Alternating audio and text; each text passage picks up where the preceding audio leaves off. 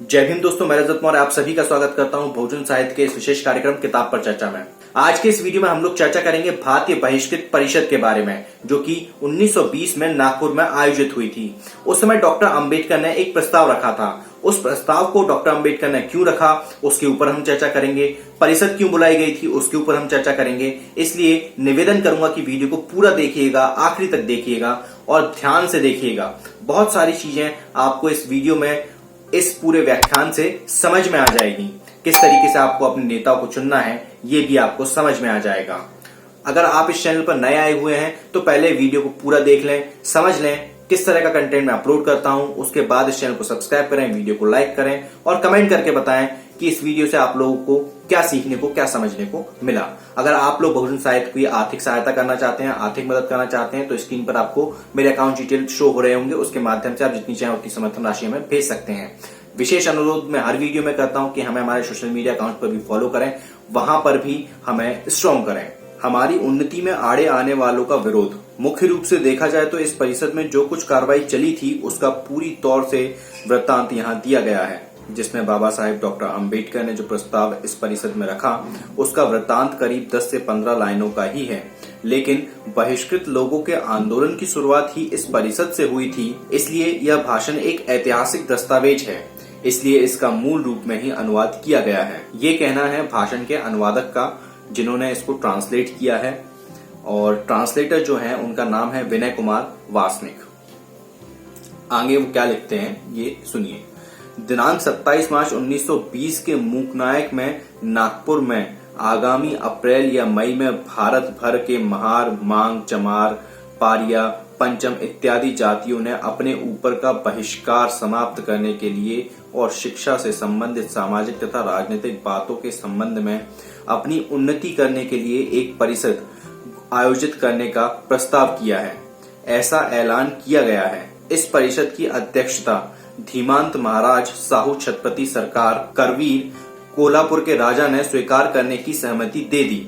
घोषित कार्यक्रमानुसार भारतीय बहिष्कृत परिषद का अधिवेशन नागपुर में 30, 31 मई तथा 1 जून 1920 को आयोजित किया गया था। अछूत समाज के लिए राजनीतिक अधिकार प्राप्त करने के लिए भारतीय स्तर पर यह पहली बहिष्कृत परिषद थी। इस कारण उसे ऐतिहासिक महत्व प्राप्त था। इस परिषद के नियोजन अध्यक्ष कोल्हापुर के छत्रपति साहू महाराज, परिषद के स्वागता अध्यक्ष गोंदिया के कालीचरण नंदागवली तथा किशन फागूजी बंसोड़े जी थे। इस परिषद में मद्रास, बंबई, खड़गपुर, मध्य प्रांत तथा बरार के 500 प्रतिनिधि उपस्थित हुए थे। आप अंदाजा लगा सकते हो कि 500 प्रतिनिधि थे तो ये सभा कितनी बड़ी सभा रही होगी। डॉक्टर अंबेडकर, सीजा कामले, कदम, गोगो काले, ऐदाले भोसले इत्यादि प्रतिनिधि मुंबई से आए थे। साथ ही कोल्हापुर से ब्राह्मणोत्तर आंदोलन के प्रमुख कार्यकर्ता माननीय रणदेवे, बाबूराव हैबतराव यादव, कोठारी, श्रीपतराव सिंधे, कामले, डिप्रेस्ड क्लास मिशन के सुप्रिंटेंडेंट माननीय बर्वे भी आए थे। ब्राह्मणोत्तर आंदोलन उसे कहा जाता है जो ब्राह्मणों के अलावा जो जातियां मिलकर जो आंदोलन चलाती हैं उसे ब्राह्मणोत्तर आंदोलन कहा जाता है। तो इसमें आप लोग कंफ्यूज मत होइएगा। और ज्यादातर ये आंदोलन ओबीसी कैटेगरी के जो लोग रहे हैं, उनके जो जागरूक लोग रहे, उस पूरे समुदाय में जो जागरूक लोग रहे, उन्होंने ये आंदोलन लीड किए हैं। ऐसा अभी तक जो मैंने पढ़ा है उससे मुझे समझ में आता है। आगे अगर कुछ नया अपडेट होगा तो फिर मैं आप लोगों के साथ शेयर करूंगा। साथ ही नागपुर के शिक्षित सुधारकों में से पंडित सर गंगाधर राव चिटनिस, शंकर राव चिटनिस तथा हिंदू मिशनरी सोसाइटी के अधिकारी डॉक्टर परांजपे इत्यादि लोग उपस्थित हुए थे। मतलब आप समझ लो ना, एक बहुत बड़ी एक सभा हुई थी और उसमें इतने सारे गणमान्य लोग उपस्थित थे, साथ में डॉक्टर अंबेडकर भी थे। ये जो जानकारी मैं आपके साथ साझा कर रहा हूँ ये उस परिषद में जो भाषण हुआ था अंबेडकर का वो नहीं है, ये उससे पहले की भूमिका है। जो बाबा साहब का भाषण है वो मैं आपको बाद में पढ़ के बताऊंगा, वो बहुत छोटा है, लेकिन एटलीस्ट आपको ये चीज समझ में तो आए कि वो भाषण क्यों दिया गया था। जब तक ये आपको पता नहीं चलेगा तो उस भाषण को सुनने का कोई मतलब है नहीं आपके। परिषद का स्थान स्टेशन से करीब 4 फलांग पुराने आर्सेनल ग्राउंड, जो कि अब कस्तूरचंद पार्क हो गया है, पर पंडाल लगाकर बहुत अच्छी तरह सजाया गया था। वह बिजली की रोशनी से जगमगा उठा था। मंच पर एक सिंहासन लगाया गया था। अछूत महिलाएं भी सभा स्थल पर उपस्थित थीं। 1917 में भारत मंत्री मॉन्टेग्यू भारत में आए थे। तब अछूत समाज की ओर से अपनी राजनीतिक मांग के संबंध में सर नारायण राव चंदावरकर तथा विट्ठल रामजी सिंधे जी के नेतृत्व में एक शिष्टमंडल ने उनसे मुलाकात की थी। डिप्रेस्ड क्लास मिशन के अध्यक्ष नारायण राव चंदावरकर तथा विट्ठल राव सिंधे का अछूत समाज पर वर्चस्व था। इस कारण अधिकतर सामाजिक कार्यकर्ता उनकी सलाह पर ही काम करते थे। माननीय गणेश आकाजी गवई तथा किशन फागू बंसोड़े जी ने भी डिप्रेस्ड इंडियन एसोसिएशन की ओर से भारत मंत्री को अछूत की मांग के संबंध में एक मांग पत्र पेश किया था। ये बहुत ही कायदे से आप सुनिएगा, क्योंकि जब अम्बेडकर का मैं आपको भाषण पढ़ के बताऊंगा तो ये सारी चीजें आपको रिकॉल करनी पड़ेंगी कि क्या हुआ था और किस वजह से अम्बेडकर ने क्या कहा था। तो ये 4 लोग गए थे। 2 अलग अलग एसोसिएशन थी। पहली एसोसिएशन थी डिप्रेस्ड क्लास मिशन और दूसरी एसोसिएशन थी depressed Indian association. Depressed class mission की तरफ से 2 लोग गए थे। 2 एसोसिएशन थी, 4 लोग थे। पहली एसोसिएशन कौन सी? डिप्रेस्ड क्लास मिशन, जिसके तरफ से कौन लोग गए थे? नारायण राव जी और विट्ठल रामजी सिंधे। उसके बाद दूसरी जो एसोसिएशन थी वो थी डिप्रेस्ड इंडियन एसोसिएशन। उसके तरफ से कौन कौन गए थे? गणेश आकाजी गवई और किशन फागू बंसोड़े जी। ठीक है। उसके पश्चात साउथ ब्रो कमेटी भारत में आई। भारतीय नेताओं ने स्वराज होम रूल की मांग उनके सामने रखी। डिप्रेस्ड क्लास मिशन के माननीय विट्ठल रामजी सिंधे ने अछूतों की राजनीतिक मांग के संबंध में सभी ओर यह प्रचार शुरू कर दिया कि अछूतों को स्वतंत्र प्रतिनिधित्व न देते हुए उनका हित संरक्षण का दायित्व उच्च वर्णीय हिंदू प्रतिनिधि के हाथ में देना चाहिए। मतलब ये अपने आप में ही बड़ा विवादास्पद है कि जिन लोगों ने आपका दमन किया, जिन लोगों ने आपका शोषण किया, वही आपके हितों की संरक्षण करेंगे। ये भी कौन सा व्यक्ति बोल रहा है? जो डिप्रेस्ड क्लास मिशन संस्था चला रहा है वो व्यक्ति ये बोल रहा है। तो मतलब आप समझ सकते हैं कि उस समय भी किस तरह की राजनीति होती होगी। चंदावरकर तथा सिंधे के विचारों के विरोध में डॉक्टर अंबेडकर ने कहा, ये हिंदू लोग अपने घर की गंदगी साफ करने को तैयार नहीं है तो उन्हें स्वराज क्यों मांगना चाहिए। ऐसा विचार 26 जनवरी 1919 के टाइम्स समाचार पत्र के अंक में अ महार ऑन होम रूल, इसीलिए अछूतों की मांग अछूत प्रतिनिधियों के द्वारा कमेटी के सामने रखने की आवश्यकता पैदा हुई। डॉक्टर अंबेडकर की कोशिश के साथ साउथ ब्रो कमेटी के सामने अछूतों की राजनीतिक मांग रखने का मौका उन्हें प्राप्त कर लिया था। कमेटी के सामने सिंधे तथा डॉक्टर अंबेडकर ने अछूतों की मांग को अपने भिन्न भिन्न दृष्टिकोण से रखा था। सिंधे ने साउथ ब्रो, अब ये साउथ ब्रो कमेटी जो थी उसके सामने दोनों लोग गए थे, अंबेडकर भी गए थे और डिप्रेस्ड क्लास मिशन के विट्ठल रामजी सिंधे जो थे वो भी गए थे, और दोनों ने अपनी अपनी समझ के, अपनी अपनी सोच के हिसाब से अपने विचार रखे। सिंधे ने साउथ ब्रो कमेटी के सामने जो गवाही दी उससे यदि कमेटी ने स्वीकार किया तो अछूत समाज अपने राजनीतिक अधिकारों से वंचित हो जाएगा, क्योंकि वोट देने के लिए जो योग्यता अछूतों के लिए सिंधे ने घोषित की थी उस योग्यता के लोग अछूत समाज में मुट्ठी भर भी नहीं मिलेंगे, और जो कुछ मिलेंगे भी तो वे सभी लोग सिंधे के पिछलग्गू बनकर सिंधे या उनके दलालों को चुनेंगे तथा अछूतों के लिए अपने सच्चे प्रतिनिधियों को चुनकर भेजना संभव नहीं होगा। ये समझ लीजिएगा पूरी चीज कि मैं बार बार, आप लोग को अजीब लग रहा हो कि यार इतना फोर्सफुली क्यों बोल रहा है, लेकिन इस चीज को समझिए। ये उस समय की राजनीति थी, लेकिन जब आप उसे आज की राजनीति से कोरिलेट करके देखेंगे तो बहुत सारी चीजें सामने हो जाएंगी और आपको अपना आज के समय में नेता चुनने में बहुत ज्यादा मदद मिलेगी। आप लोगों का जो सवाल रहता है कि कौन सी पार्टी अच्छी है, कौन सा नेता अच्छा है, ये आप जब आप इतिहास उठा के पढ़ेंगे, अंबेडकर ने कैसे काम किया और अंबेडकर ने किन किन लोगों पर प्रहार किया, तो आपको समझ में आएगा, वैचारिक प्रहार। तो आपको समझ में आएगा किस नेता को चुनना है, किस पार्टी को वोट देना है, किस नेता को वोट देना है, किसके पीछे हमें जाके खड़ा होना है, ये तभी समझ में आएगा। साउथ ब्रो कमेटी के सामने जो विट्ठल रामजी सिंधे थे उन्होंने अछूतों के लिए ऐसी कंडीशनें रख दी कि एक्स कंडीशन जब फुलफिल होंगी तब अछूत अपने प्रतिनिधि चुन पाएंगे। उसकी वजह से क्या होता, फिर वो दलाल होते। आज की डेट में जो चीज हो रही है, आज की डेट में आप देखिए पूना पैक्ट के बाद जो पूरा जो समीकरण बदला, तो आज की डेट में भी कौन लोग जाते हैं, दलाली तो चुन के आप भेजते हैं अपन लोग। सच्चा नेता अगर होता तो संसद में आवाज बुलंद हो रही होती ना अभी। इसलिए सामाजिक, धार्मिक तथा आर्थिक बातों के संबंध में अछूतों को स्वर्ण लोगों की गुलामी करनी पड़ेगी। इसी तरह राजनीति में भी अछूतों को स्वर्णों की गुलामी सहन करनी पड़ेगी। दूसरे शब्दों में कहा जाए तो उच्च जाति के हिंदू लोग अछूतों पर राष्ट्र गुलामी लादना चाहते हैं। इस हालात को देखकर डॉक्टर अंबेडकर ने डिप्रेस्ड क्लास मिशन के द्वारा सिंधे ने जो गवाही दी है वह अछूतों के हित में बाधक है, इसे सार्वजनिक करने का निश्चय किया था। अछूतों की राजनीतिक आकांक्षा क्या है, इसका सार्वजनिक स्पष्टीकरण किसी वजनदार व्यक्ति के नेतृत्व में करना चाहिए। इसलिए अछूतों की एक परिषद छत्रपति साहू महाराज जी की अध्यक्षता में लेने का निर्णय लिया गया। उसके अनुसार सन 1920 की भारतीय बहिष्कृत परिषद नागपुर शहर में आयोजित की गई थी। इतनी भूमिका जो मैंने आपके सामने रखी है, इससे आप ये तो समझ गए होंगे कि 1920 में भारतीय बहिष्कृत परिषद का आयोजन क्यों किया गया था और उसकी जो अध्यक्षता है वो साहू जी महाराज को ही क्यों दी गई थी। डिप्रेस्ड क्लास मिशन के विरोध में प्रस्ताव।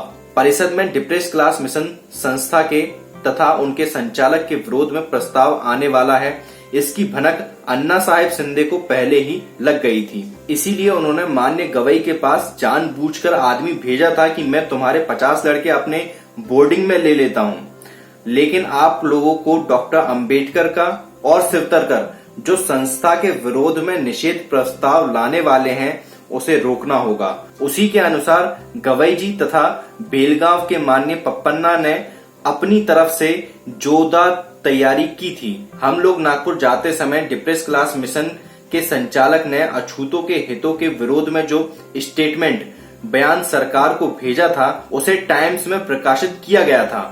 उसकी एक कॉपी, वह अंक 2 साल पुराना था, इसलिए 2 रुपए खर्च करके हमने उसे खरीद लिया था। परिषद के पहले दिन का काम खत्म होने के बाद रात को विषय निर्धारण कमेटी की बैठक हुई थी। उसमें कुछ प्रस्ताव स्वीकार होने के बाद डॉक्टर अंबेडकर अध्यक्ष की अनुमति से बोलने को खड़े हुए और उन्होंने कहा। यहाँ पर डॉक्टर अंबेडकर एक प्रस्ताव रखते हैं, एक छोटा सा उनका भाषण होता है, उसमें वो एक प्रस्ताव रखते हैं। लेकिन उससे पहले ये चीज समझिए कि किस तरीके की राजनीति होती थी। लोभ लालच देने की प्रक्रिया उस समय भी चालू थी। अच्छा, ये चीज आप देखिए कि जो लोभ और लालच दिया जा रहा है, 3 लोग हैं, एक तो अंबेडकर और शिवतरकर, दूसरे डिप्रेस्ड क्लास मिशन के जो संचालक हैं वो यानी कि विठल राम जी सिंधे, और तीसरे हैं गवई। लालच कौन दे रहा है? एक बहुजन दूसरे बहुजन को तीसरे बहुजन का विरोध करने के लिए लालच दे रहा है। ये पूरी राजनीति है और ये आज भी होता है। आप देखिए, कुछ बदला नहीं है बहुत ज्यादा, राजनीति ऐसी चल रही है। अब अंबेडकर जो कहते हैं वो सुनिए। आप सभी लोग यहाँ पर जमा हुए हैं, सभी प्रतिनिधि बहिष्कृत वर्ग की उन्नति किस प्रकार होगी इस दृष्टि से विचार करने के उद्देश्य से यहाँ जमा हुए हैं। इसीलिए अपने लोगों की उन्नति में कोई बाधा उत्पन्न करने वाले व्यक्ति हों, चाहे वह बहिष्कृत समाज का ही क्यों ना हो या उच्चवर्णीय हिंदू हो, उसी तरह कोई संस्था हो, लेकिन अगर वह हमारे हित के विरोध में कोई कार्य कर रही होगी या उसने वैसा कार्य पहले किया होगा तो उस बात का हम सभी लोगों को विरोध करना चाहिए या नहीं। ये जो वहां पर पूरी जो जनता बैठी है उससे सवाल पूछ रहे हैं। तब सभी प्रतिनिधियों ने एक आवाज में कहा कि बेशक हमारी प्रगति के बीच आने वाला कोई भी व्यक्ति हो या संस्था हो, उसका हमें तीव्र विरोध करना ही चाहिए। क्या यह बात आप सभी को मंजूर है? ऐसा डॉक्टर अंबेडकर ने 3 बार जताते हुए पूछा था। उसके बाद शिवतरकर, जिनके पास टाइम्स का अंक था, उसे लेकर उसमें डिप्रेस्ड क्लास मिशन संस्था ने सरकार को जो कुछ लिखकर भेजा गया था वह स्टेटमेंट पढ़कर सुनाया। उसका परिणाम यह हुआ कि माननीय गवई तथा उनके मददगार लोग अपनी जगह पर ही गारत हो गए। बाद में यह प्रस्ताव परिषद ने मंजूर कर दिया था। प्रस्ताव मैं अभी आपको पढ़कर बताऊंगा, लेकिन ये चीज समझिए, इस बात को समझिए कि अगर आपके पास तथ्य हैं, अगर आपके पास फैक्ट हैं, तो आप किसी भी बंदे को धराशायी कर सकते हो। इसलिए अपने फैक्ट, अपने तथ्य मजबूत रखिए हमेशा। जितने वीडियो मैं बना रहा हूं, जितने भी अंबेडकरवादी लोग यूट्यूब पर जो काम कर रहे हैं, अलग अलग वेबसाइट्स के द्वारा काम कर रहे हैं, कुछ लोग पत्रिकाओं के माध्यम से काम कर रहे हैं, उन सभी को पढ़िए। सबको नहीं पढ़ सकते तो एक को पढ़िए, एक यूट्यूब चैनल देखिए, सारे नहीं देख सकते तो, लेकिन अपने फिगर एंड फैक्ट्स एकदम दुरुस्त रखिए कि जब सामने वाला आपसे बहस करने आए ना, तो उसे मुंह की खाना पड़े। प्रस्ताव क्रमांक 3, बहिष्कृत वर्ग के सुधारित काउंसिल में जो प्रतिनिधि लेने हैं उन्हें सरकार के द्वारा नियुक्त या उनमें से जातीय क्षेत्र की ओर से न लेते हुए बहिष्कृतों की ओर से काउंसिल में चुनकर गए प्रतिनिधियों के द्वारा नियुक्त किया जाए। ऐसी जो सूचना बहिष्कृत वर्ग की उन्नति के लिए स्थापित हुई थी वह डिप्रेस्ड क्लास मिशन ने की थी। उससे सभी अछूत वर्ग के मन बेचैन हो गए हैं, क्योंकि बहिष्कृत वर्ग के बाहर के प्रतिनिधियों को बहिष्कृत वर्ग के प्रतिनिधि निर्धारित करने का अधिकार दिया गया।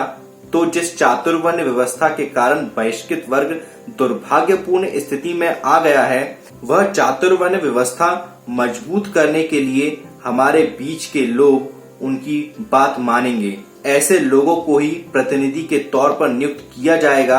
अर्थात इस परिषद का ऐसा दृढ़ निश्चय है कि डिप्रेस्ड क्लास मिशन ने, भारतीय निराश्रित सहायक मंडली ने अपने आश्रितों के प्रति खुल्लम खुल्ला विश्वासघात किया है तथा ऐसा करने के कारण यह स्पष्ट हो गया है कि वह बहिष्कृत वर्ग की विश्वास पात्र संस्था नहीं है। उपरोक्त प्रस्ताव पर पीएन भटकर, द्रविड़, कदम वकील आदि के भाषणों के बाद माननीय गवई उसे समर्थन देते हुए कहने लगे कि आपको नरम गरम यदि नॉमिनेशन नहीं चाहिए तब हमें ही क्यों चाहिए। सरकार हमारे प्रतिनिधि नियुक्त करे। ऐसा भी यदि मिशन ने ऐसी मांग की होती तो अच्छा ही होता, लेकिन गरम नरम लोग हमारे प्रतिनिधि नियुक्त करें, ऐसा मांगने का मतलब हमसे विश्वासघात करने जैसा नहीं है क्या? मिशन ने जो हमारे प्रतिनिधि की मांग हमसे पूछे बिना ही की है वह सरासर गलत है। इसलिए डिप्रेस्ड क्लास मिशन पर से हमारा पूरा विश्वास उठ गया है। ये जो मैंने ये पैरा जो पढ़कर बताया 4-5 लाइन, ये वो व्यक्ति कह रहे हैं, मिस्टर गवई, जिनको लोभ दिया गया था कि आपके 50 स्टूडेंट हम अपने हॉस्टल में रख लेंगे, लेकिन तथ्यों के सामने अच्छे अच्छों को मुंह की खानी पड़ती। नागपुर के यानी इस प्रदेश की जनता का सौभाग्य कहना पड़ेगा कि 1920 की भारतीय बहिष्कृत परिषद बुलाने का पहला सम्मानपूर्ण श्रेय यहाँ के अछूत कार्यकर्ताओं को मिला है। यह परिषद क्यों बुलाई गई, इसकी उपरोक्त पृष्ठभूमि ध्यान में रखी गई तो इस परिषद का अछूतों के राजनीतिक जीवन में आगे कदम बढ़ाने की दृष्टि से बहुत बड़ा स्थान प्राप्त हुआ था, इसमें कोई शक नहीं है। अब ये जो पूरा भाषण, ये जो पूरी भूमिका, फिर अंबेडकर का भाषण, उसमें कुछ और भी लोगों के वक्तव्य, जो सब कुछ मैंने आपके सामने पढ़कर बताया, इससे आप शायद कंक्लूजन निकाल सकते हैं कि आपको आज की डेट में किस तरीके से अपने नेताओं का चुनाव करना है। इस वीडियो में मैं नहीं बताऊंगा कि आपको किस तरीके से नेता चुनना है, आप खुद नीचे कमेंट करके बताइएगा कि आपको किस तरीके का नेता चुनना चाहिए। ये जो पूरी जानकारी मैंने आपको पढ़कर बताई है, मैंने इस किताब से पढ़कर बताई है, बाबा साहेब डॉक्टर अंबेडकर के ऐतिहासिक व्याख्यान भाग 1। ये किताब अगर आपको खरीदनी है तो आपको जाना पड़ेगा सम्यक प्रकाशन की वेबसाइट पर और वहां से ये किताब आप मंगवा सकते हैं। उम्मीद करता हूं कि इस वीडियो से आप लोगों को कुछ ना कुछ सीखने को मिला होगा, कुछ समझने को मिला होगा।